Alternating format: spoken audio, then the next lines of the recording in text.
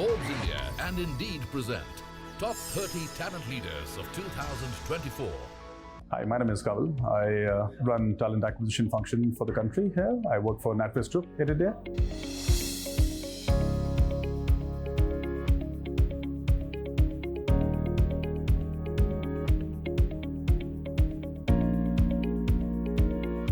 Sure.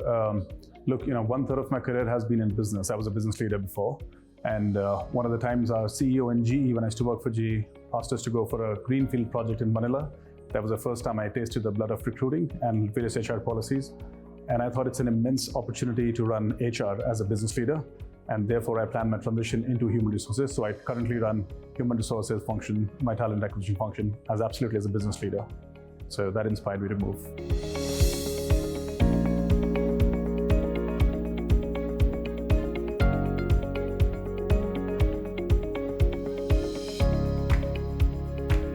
Yeah, so three things really. I think the first one is that I have set up large global talent acquisition functions for various large corporates and stellar employment brands, and have been part of various merger acquisitions that we had that great opportunity.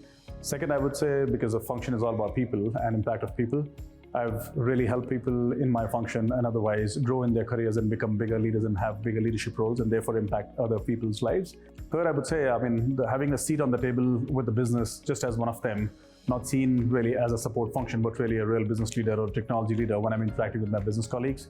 I think having that seat on the table is a big highlight from my perspective too.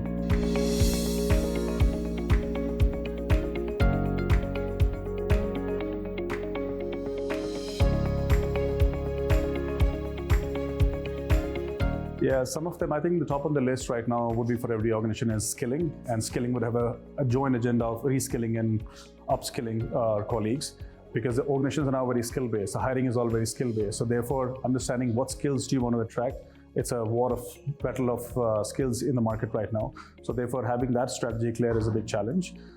Second, I would say in India specifically, it's more amplified because we operate in an environment which is a GCC and a beyond environment. So an industry doesn't just attract or go for talent which is their industry relevant. You actually are fishing for the same talent across, in my case, for the banks, for the big tech companies, for healthcare companies. So therefore, the war of talent and battle of skills is very amplified here. And therefore, your attraction strategy and investment in that strategy is quite important. Third, I would say, from an HR perspective, is the talent management piece. I would say succession of senior leadership roles and critical roles in the business is very important, given the whole agenda of the attraction is so difficult in the market right now, amplified in the country. But making sure that your talent leaders, those key leaders, sort of stick onto the organization, and therefore your talent development, your succession, your investment in the learnings, all of that sort of leads to retention. It's quite important agenda from us. So these three challenges, I would say, are the top of my mind.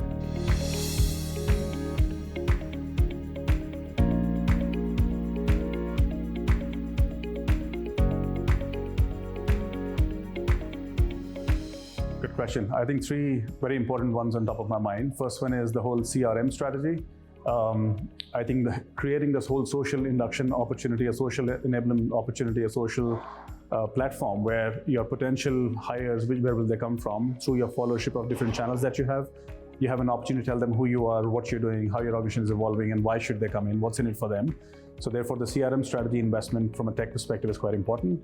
Second, I think just the whole sense of having the channel strategy right. Where are your real hires sitting right now? Is it Instagram? Is it LinkedIn? Is it Facebook? And then therefore aligned to that is the content strategy that you do. So having the channel strategy from a tech stack perspective is quite important. And I think third, which is gaining prominence, and some organizations do invest in it, some don't, is the alumni network. A lot of organizations have a huge boomerang effect of colleagues leaving and then coming back to the organization. But if you don't have a real technology setup behind it, it just becomes difficult to sort of track how many actually are bringing back and how the word is spreading to bring them back. So I think those three are on top of mind from an attraction perspective.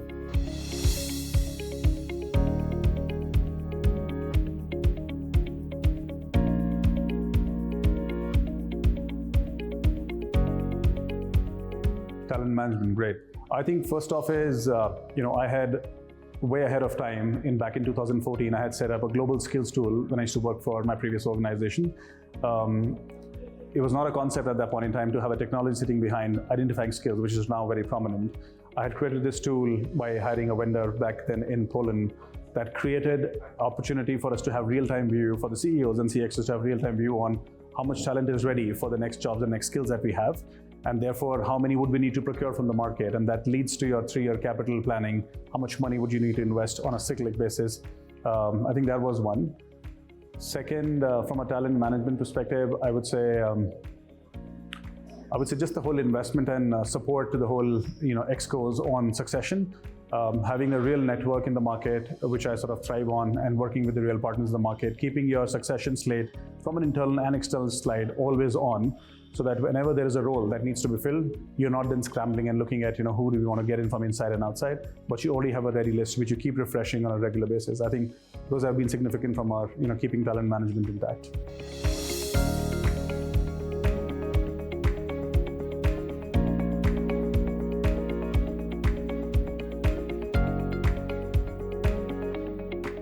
100%. I think, like my own example, I came from business into HR, and like I said, I run talent acquisition like a business leader.